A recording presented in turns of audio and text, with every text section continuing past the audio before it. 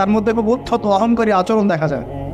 ঠিক আল্লাহর জ্ঞানী মানুষরা সমুদ্রের মতো হয়, তাদের ভিতরে অনেক জ্ঞান থাকে, কিন্তু তারপরেও তারা শান্ত থাকে, বিনয়ী থাকে। আর যাদের ভিতরে সম্পদ কম তাদের লাফালাফি বেশি। কথা বুঝতে পারছেন? সাগর এত শক্তিশালী হওয়া সত্ত্বেও আপনি তার সামনে গিয়ে দাঁড়ালে সে আপনার পা ধুয়ে দেয়। আল্লাহর বিনয়ী মানুষরা এমনই হয়, অনেক শক্তিশালী হওয়া সত্ত্বেও, সম্পদশালী হওয়া সত্ত্বেও তারা আপনার পা ধুয়ে দেয়।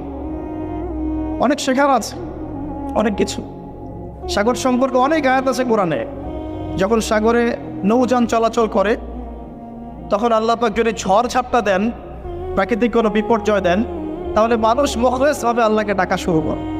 যখন সে সেখান থেকে উদ্ধার পায়, আল্লাহ পাক উদ্ধার করে দেন, বিপদ থেকে বাঁচিয়ে দেন, আবার সে আল্লাহর সাথে শিরক করা শুরু করে। এই আয়াতগুলো সূরা ইউনূসের মধ্যে আছে। তো আমরা